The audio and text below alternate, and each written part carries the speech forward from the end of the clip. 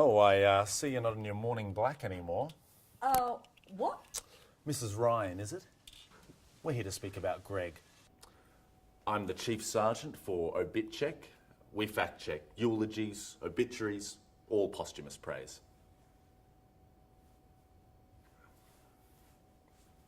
Shame he didn't mow the lawn before he went. Write that down. Righto, boss.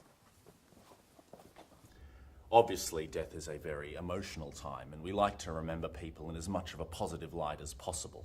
We all become angels upon death.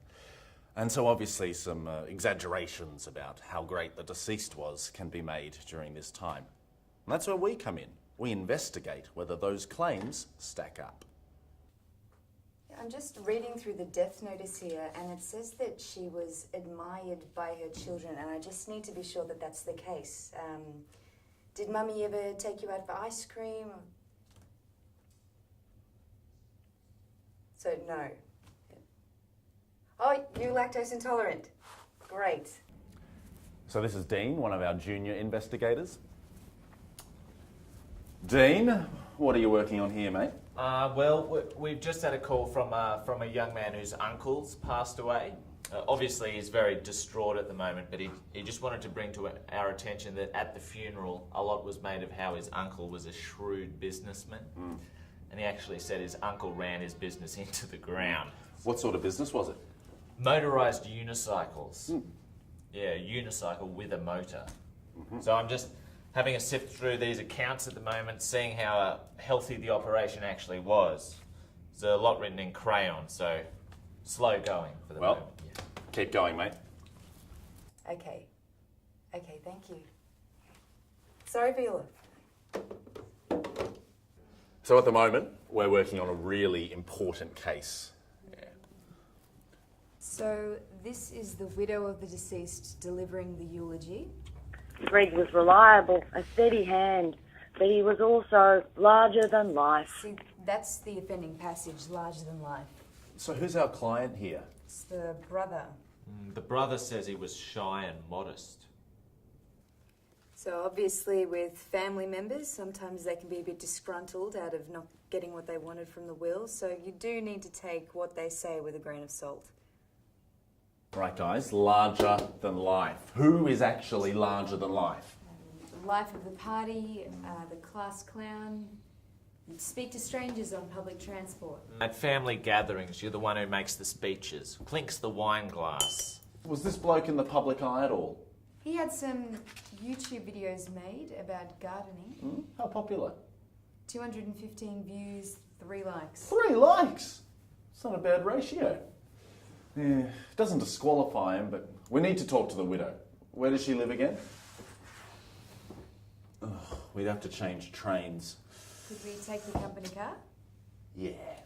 John, you'll drive us? Sure. So yeah, we're just going to show up without warning, try to get some answers out of this grieving widow. She'll probably be grateful for the company. So, you're interested in Greg? Yes. Has he left a big hole in your life?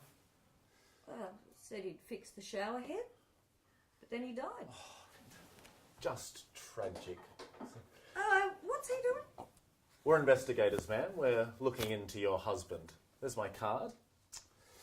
Left my badge back at the office. We all left our badges back at the office. We don't actually have badges. Budget cuts. Anyway. Do we have a budget? I told him that dog fighting ring was illegal. Dog fighting? It's probably going to go in his favour. We're not an official body. We don't have a warrant per se, but we do have a very good relationship with the police. Police are responding to a suspected home invasion. How fast can you guys run with that stuff? Now, at the funeral, you claimed that your husband was larger than life. I can't remember. Well, we have it on file. This is just a formality.